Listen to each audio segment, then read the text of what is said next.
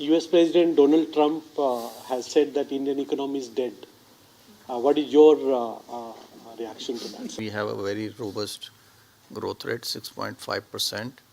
And in fact, as per IMF, 6.4% and 3% growth rate of the world, when they look at that, we are contributing about 18%, which is more than US, where the contribution is expected to be much less, at about, I think, 11% or something. So we are doing very well, and we will continue to further improve. I'll request Ms. Lata to ask her question. Thank you very much for the opportunity, Governor. You have given the growth forecast at 6.5, retained it, and given the forward forecast at 6.6. How much of the tariff impact have you factored in? Is there a lack of clarity on tariffs and therefore nothing is factored? And hence, if the tariffs stay or even increase, is there a likelihood that you will be lowering it? I'm asking you particularly because that phrase, very limited space for monetary easing, is absent in the entire speech. So if you lower, will that phrase reappear? Or will that phrase have no chance of appearing because the year ahead inflation is 4.9?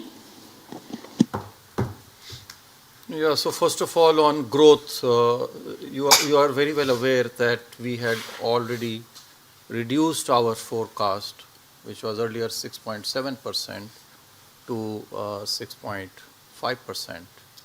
So some of the global uncertainties have already been factored in the revised growth forecast. However, there is still a lot of uncertainty, as was also mentioned in my statement, and it's really very difficult to predict as to what the impact will be. Going forward, as we have mentioned, we will maintain a very, very close vigil on the incoming data and take a call. As of now, we do not have sufficient data to revise our GDP forecasts. As to your question on the absence of the word or the phrase very limited space, that was in the context when we moved from accommodative to neutral. We are continuing in neutral, and so that's why you don't find a mention of that in this statement. Is it because it is 4.9%? That's why you're saying? Why is that phrase absent? Is it because of high inflation, or is it because we don't know enough about growth? See, we will continue to monitor our macroeconomic conditions on a policy to policy basis, and accordingly take a call. So it's all very, very uncertain. We already did 100 basis point rate cut. The other thing is that monetary policy transmission is still happening. So we will continue. We'll continue to do whatever is required to facilitate good growth, while of course maintaining price stability. Thank you, sir. दाहिनी तरफ दूरदर्शन से श्यामा जी अपना प्रश्न पूछें. Namaskar, sir. Sir, is RBI worried about the fact that these global changes, trade changes, will push up the inflation as the imports will get expensive? See, if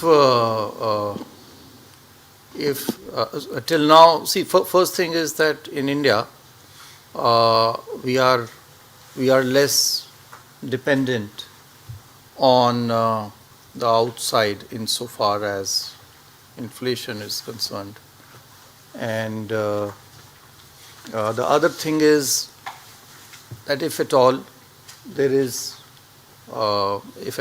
an impact, there is also an impact on the growth. on the demand, and that has a reverse impact. We mentioned this, we elaborated this in our monetary policy statement that we made, I think, a couple of months ago, where we highlighted this aspect that it moves in both directions. As of now, we don't see a major impact of this unless we have retaliatory tariffs and so on and so forth, which I really do not foresee. I request our DG if you would like to add something. Sure.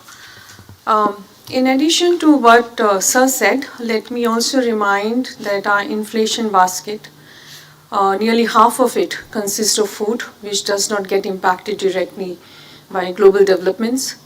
A significant part consists of non-tradables, which again does not get impacted by global developments. So to that extent of first order direct impact of these evolving uncertainties on India's inflation is likely to be very, very limited. Thank you, sir. Thank you, ma'am. I'll ask Manojit Saha from Business Standard. Thank you, sir. What has stopped the MPC from, given that you have reduced the inflation forecast to substantially lower to 3.1%, so what has stopped the MPC from a rate cut? Because you have indicated that you will be forward-looking, you will be proactive in interest rate decisions. So what actually stopped MPC from a rate cut? And if you can throw some light on whether the monetary policy is effective on pushing loan growth, because loan growth continues to be tepid despite a 100 basis point rate cut. See, the reasons for maintaining the policy rate are very, very clearly stated in our resolution, which also found a mention in my statement. Let me reiterate those. One, monetary, we did first of all, a front-loaded rate cut, 100 basis points over a short period of 4 months, February to June. Transmission is still happening. Uncertainties still continue. The situation is still evolving. Insofar as inflation is concerned, the projections are more or less, if you discount food, which is very volatile. I think I mentioned it somewhere earlier also that while our headline and food inflation over the last 8-9 years since FIT was introduced has been at 4.9%, the volatility in food prices is of the region of 3% on an average. The deviation, the absolute deviation is 3%, 5.9 plus minus 3% is the average. Whereas that in core is much less, about 1.1% in absolute terms. So the changes that have happened are primarily because of food and not core inflation. Core inflation, in fact, has only gone up slightly from the previous months. So these are the reasons that we have continued to maintain the policy rate. We will keep watching incoming data and evolving outlook of our macroeconomic conditions, and the MPC will accordingly take a view on a policy meeting to meeting, from meeting to meeting.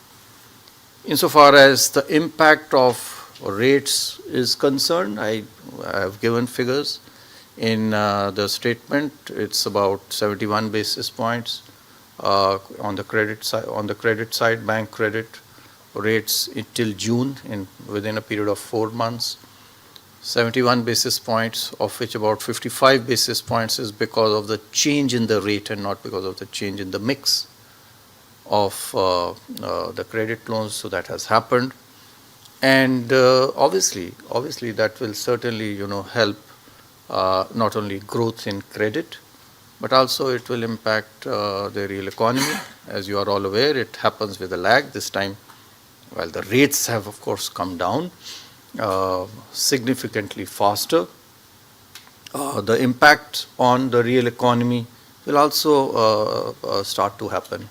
So there is no reason to believe that this will not have a growth inducing impact.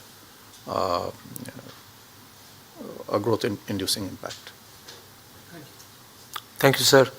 Next, we'll have Mr. Mayur Shetty from Times of India. Thank you, sir. You explained the credit, the slowdown in credit demand. You said that there is some shift to other other financial instruments, but the sectoral figures show that even housing, which typically goes up when rates go down, has slowed down. What do you think is the reason for this? I think it's important to, first of all, whenever one is looking, it's important to look at data in a,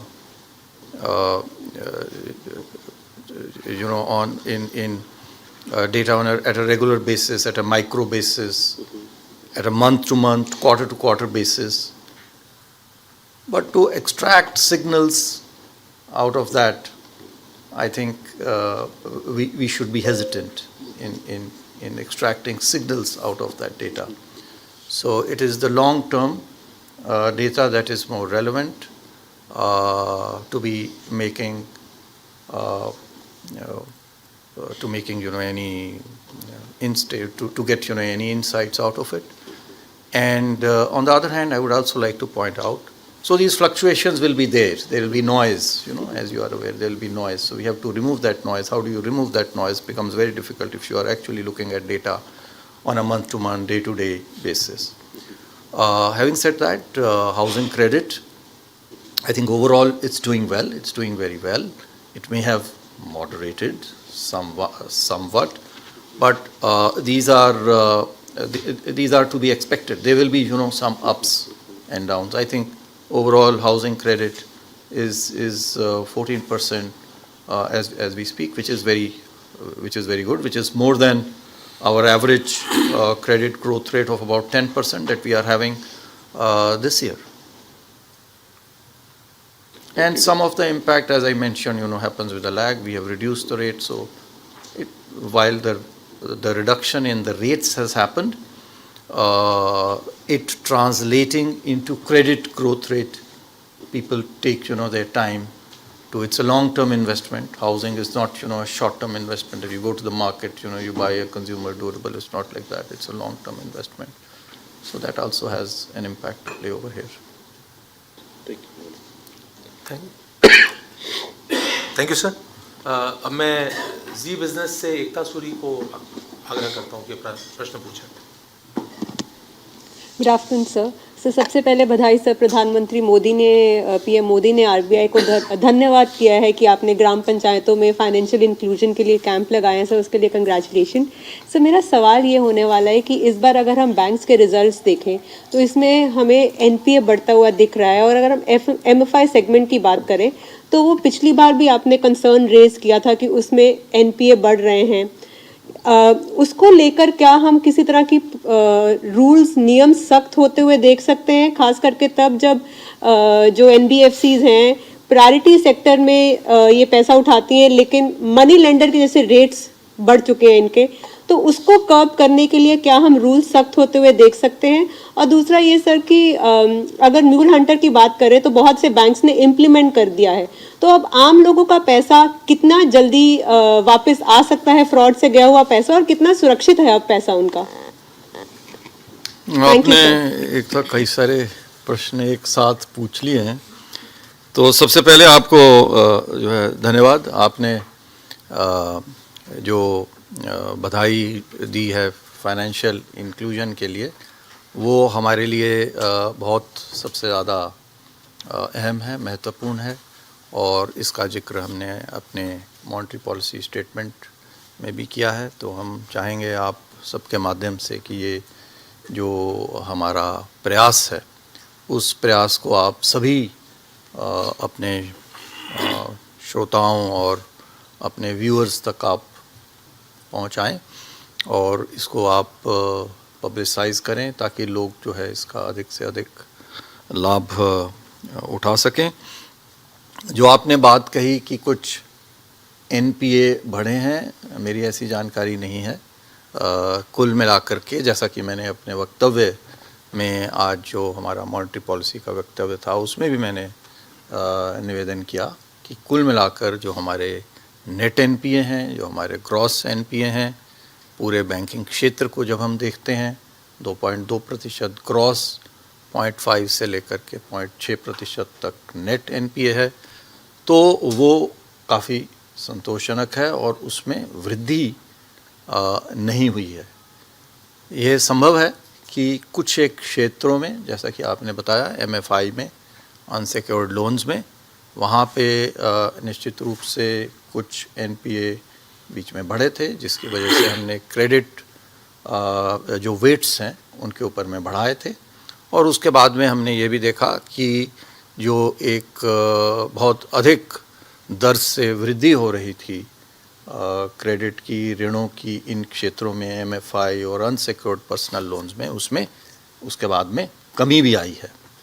तो कुल मिलाकर के लेकिन इसमें कोई चिंता की हमारे लिए कोई विषय नहीं है और हमारा ये बिल्कुल हर समय ये प्रयास रहता है कि स्पेशली जो, जैसा हमने कहा, bottom of pyramid micro finance जो लोग ले रहे हैं, छोटे छोटे 10,000, 20,000, 50,000 रुपये तक के जो लोन ले रहे हैं, और वो हमारे पूरे जो स्टेक होल्डर्स हैं उसमें एक बहुत अहम और महत्वपूर्ण अंग है।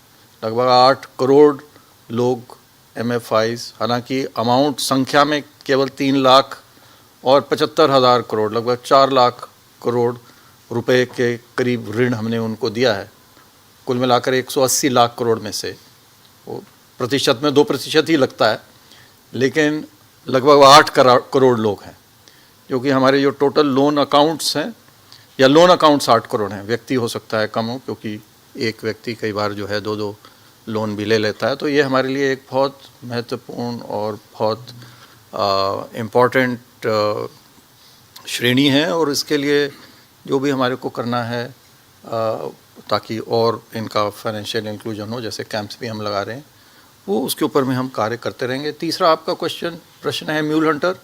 म्यूल हंटर से निश्चित रूप से सबसे पहले मैं ये कहना चाहूँगा कि पिछले वर्ष जो हमने देखा जो फाइनेंशियल फ्रॉड्स हुए हैं, वो अगर आप कुल अमाउंट में देखते हैं तो उसमें लगभग जितने हमारे वर्ष 23-24 में हुए थे उतने ही हुए हैं, कोई अधिक बहुत ज़्यादा वृद्धि नहीं हुई है। तो जब आप प्रति ट्रांजैक्शन अगर उसको देखेंगे तो उसमें कमी आई है, तो ये एक हमारे लिए संतोष का विषय है। दूसरा, म्यूल हंटर का हमारा जो कार्यक्रम है वो काफ़ी आगे बढ़ रहा है। 15 बैंक्स इसके अंदर हमारे लिए सम्मिलित हो गए हैं और निश्चित रूप से इससे भी इस दिशा में हमारे को लाभ मिलेगा। बहुत धन्यवाद sir. Now will ask Vishwanath Nair from NDTV Profit to ask his question.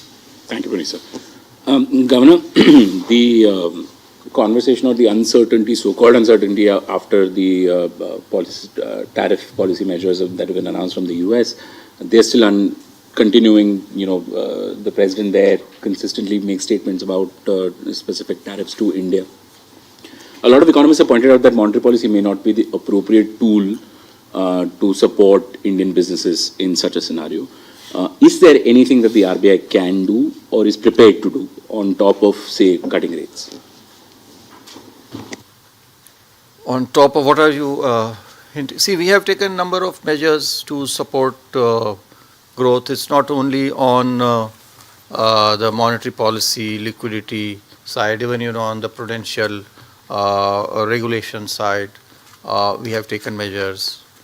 Even on the FEMA side, I think we have taken, we have a draft now which will be put up, so as to ease doing businesses, to ease doing international trade, and we will continue to do whatever is required to be done in such a scenario. Of course, trade negotiations are still continuing. We are hopeful that we will have an amicable solution. Thank you, sir. Next, we have Hamsini from Money Control.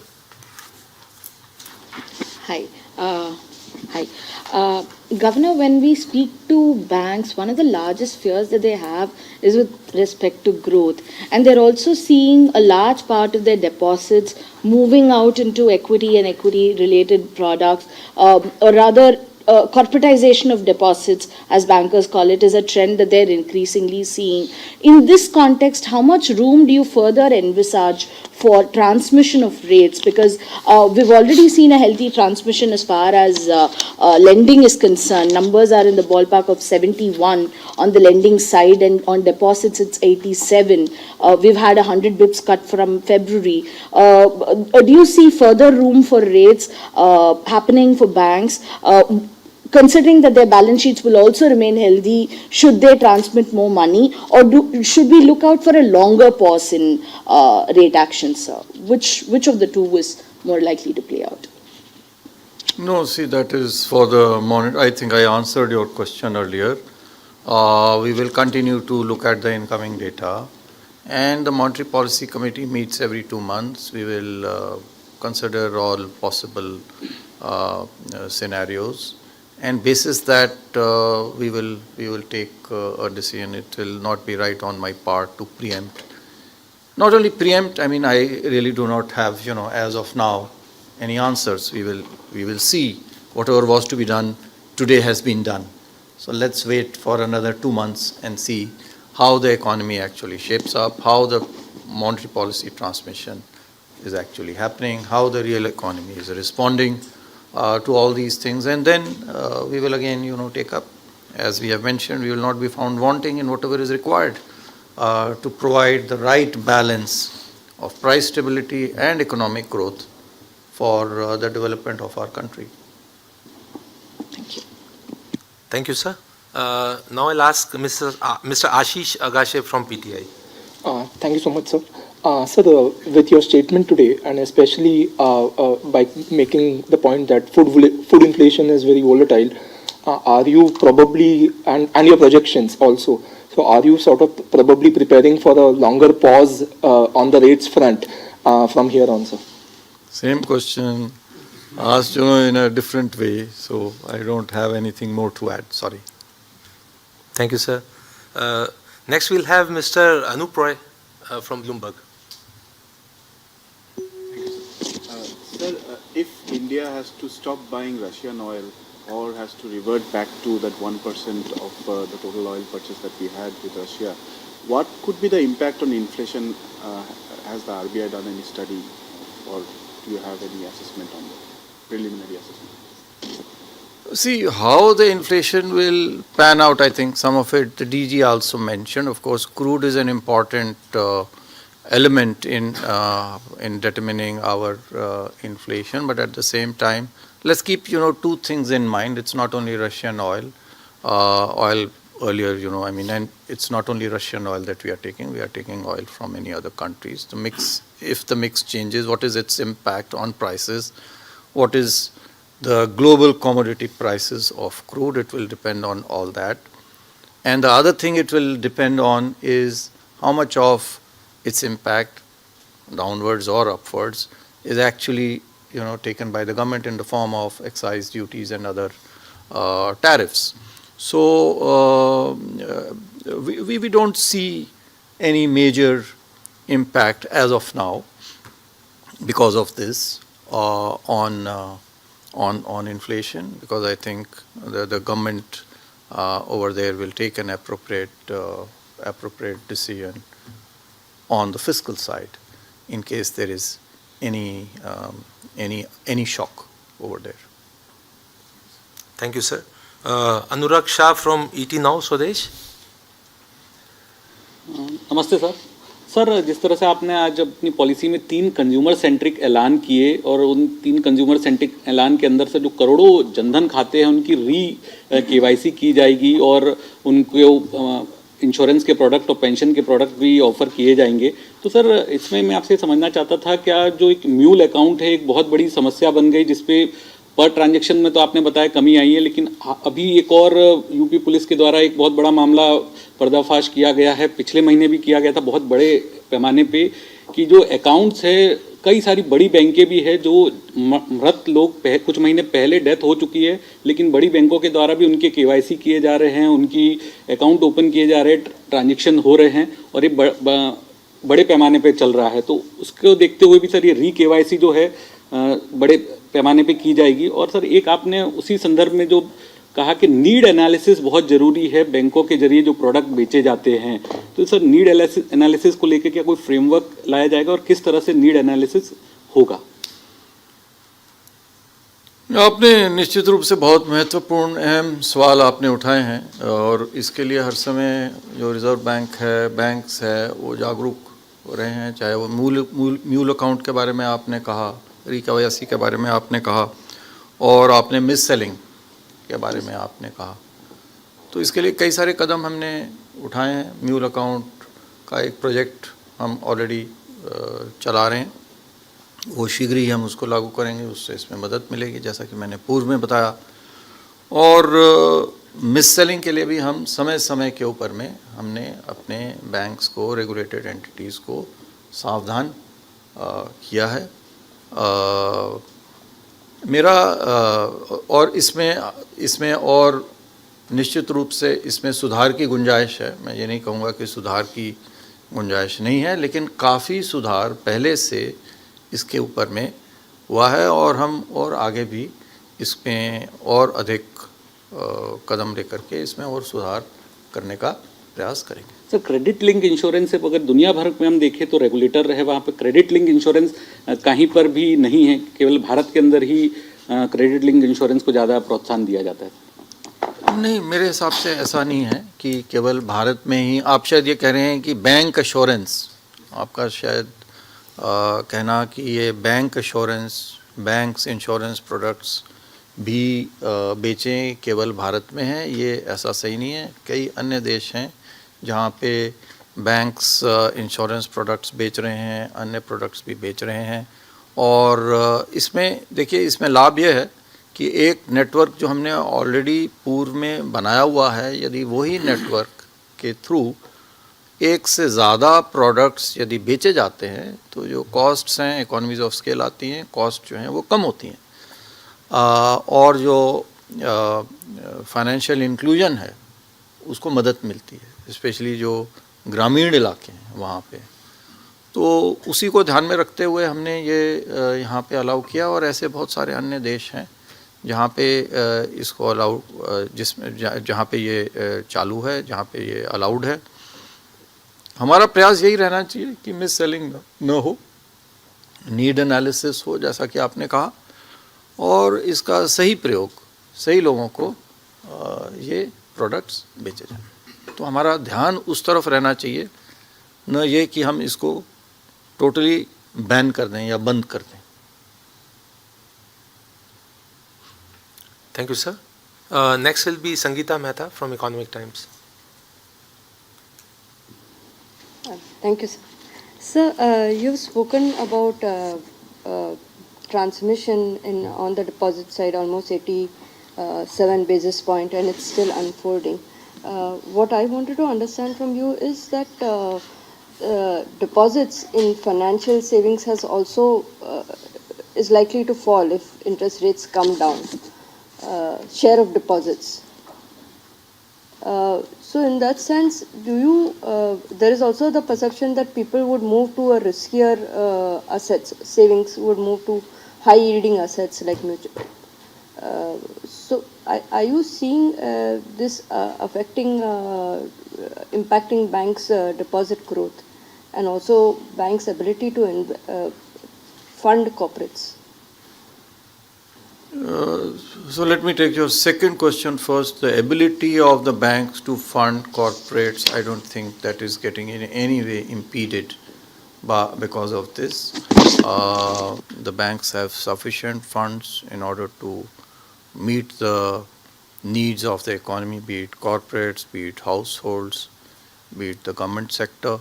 So that is certainly not impeded. Yes, to your first question as to whether there is a shift, there is certainly a shift from banking to equity, from debt to equity. I think that is on the whole, it's a healthy trend for any economy. As it grows, there should be a good mix, and I think we are moving towards that. We should not be unduly concerned about that. Thank you, sir. Next, I'll have Aryan from Informist Media. Sir, thank you so much for the question. First, just a clarification, do the FY27 CPI estimates take into account any changes in the weightage of the CPI basket, which is expected in February next year? No. Okay. So then coming to the question, inflation projections seem to show that the current food inflation trajectory will not last, in the sense that core inflation will overpower it in the coming quarters. Can the continued good monsoon and supply side measures not keep CPI nearer the target of around 4% in the next year as well?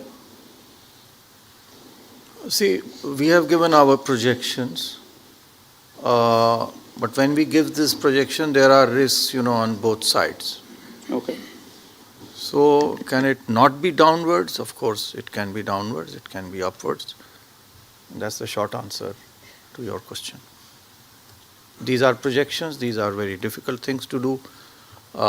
We had projected earlier, and not only we, some of the professional forecasters too, you are aware, we had all projected a 3.7, we had projected 3.7, they had in fact projected a 3.8% average growth rate, inflation rate for this year, and we have all been surprised this time. So these are projections, these are difficult things to do. I would certainly not venture to say that it cannot be lower than this. So just to follow up on this, would you then give greater primacy to core CPI going ahead, considering the minutes of the last meeting also mentioned it, and you have also mentioned it in your statement? Both are important. Core as well as headline, both are important. What weightage is to be given at what point of time, and the outlook, again, that is something which the MPC looks at it from meeting to meeting.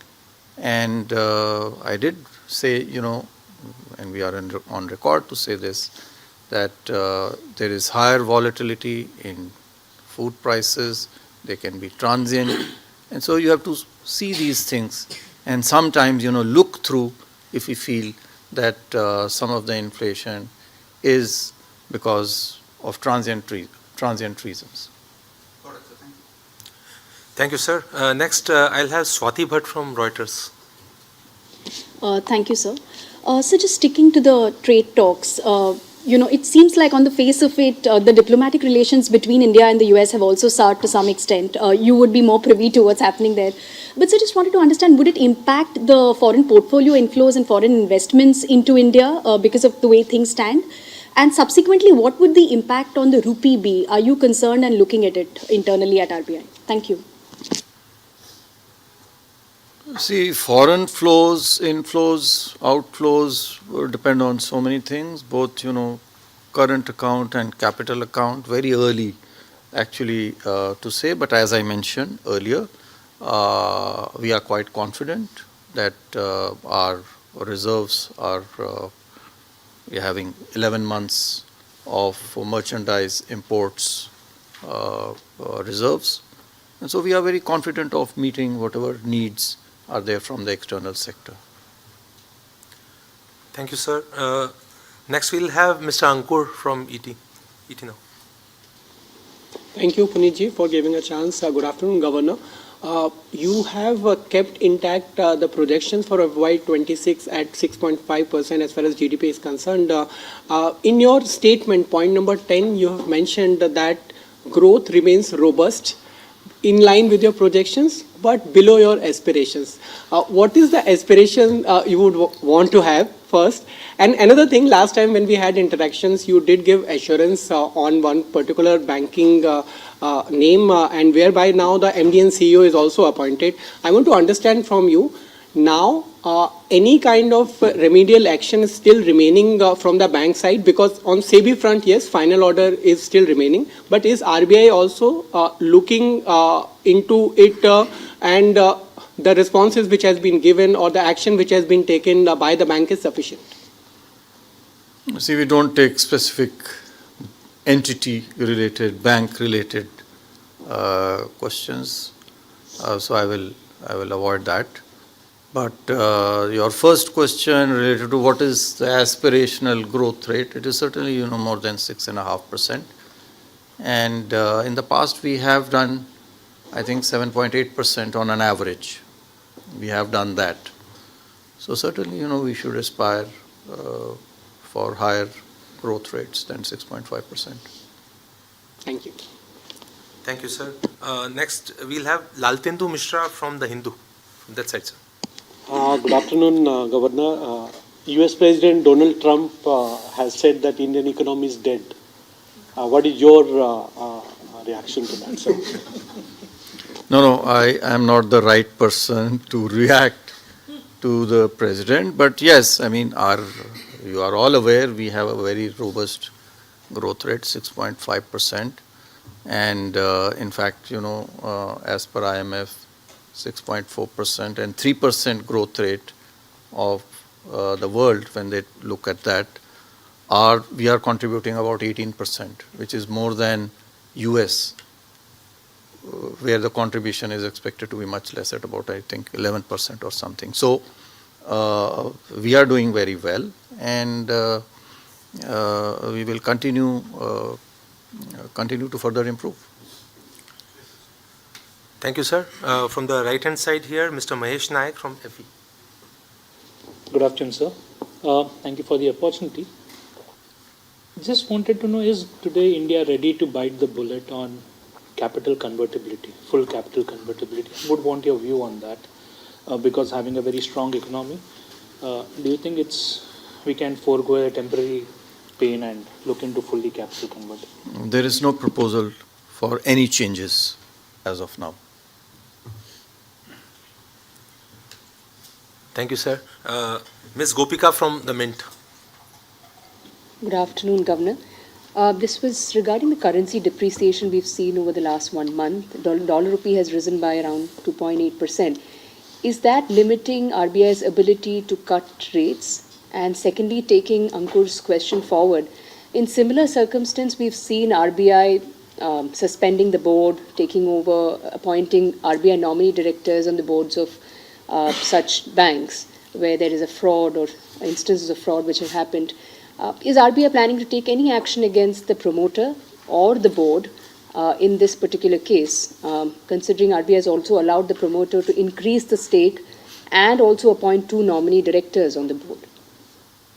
See, we don't take, as I mentioned earlier, we don't take any entity-specific questions, so I will skip that. Rupee depreciation, again, there will be some volatility. We are living in very uncertain times, as you are aware. And so some of the volatility is expected. The volatility is there not only in our currency, but even in currencies of other countries, including the US. The US currency has seen appreciation and then depreciation, both side movement of about 10%. So in that context, our movement is much less.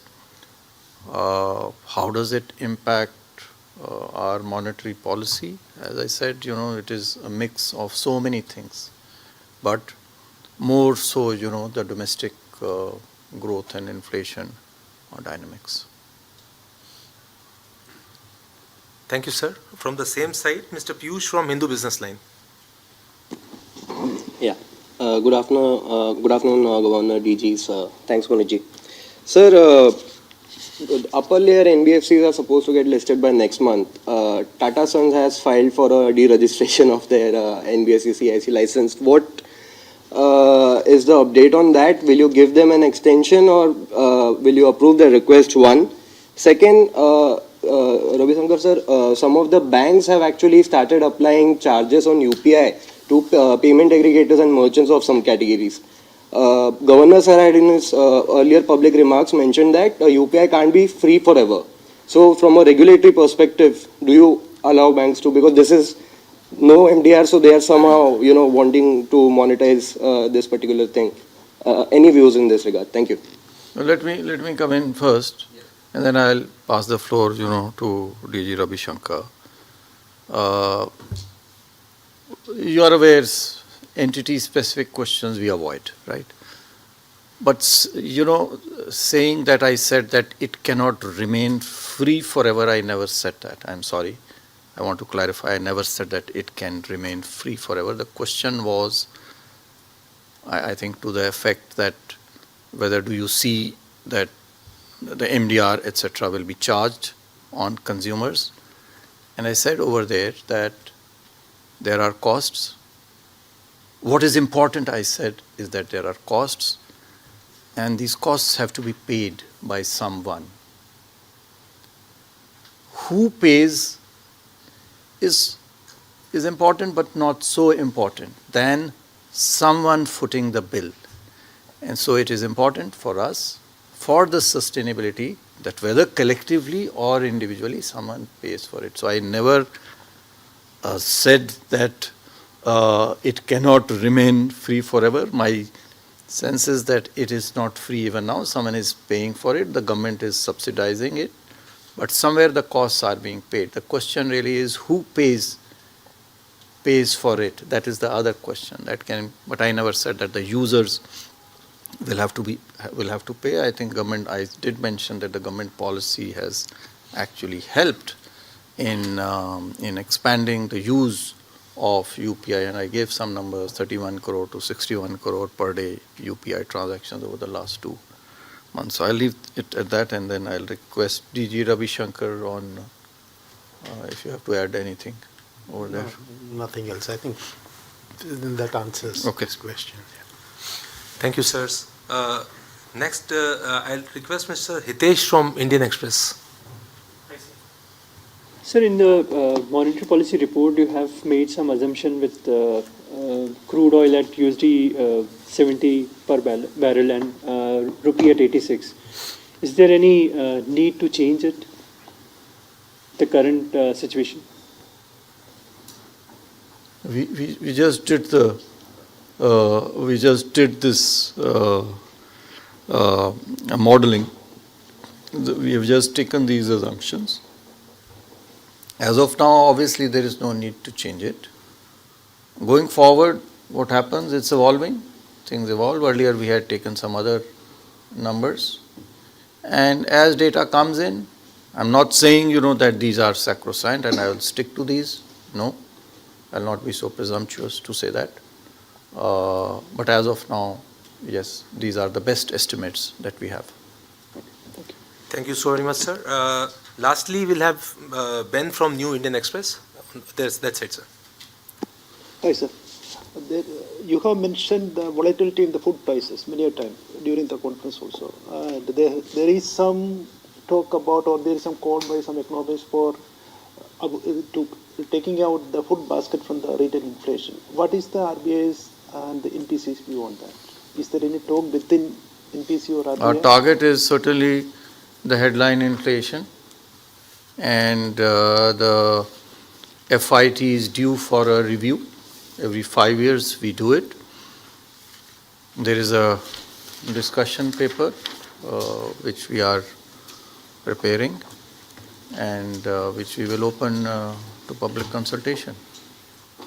And after that, a view will be taken. The final view has to be taken by the government. We'll give our views to the government as to how we should move ahead in this regard.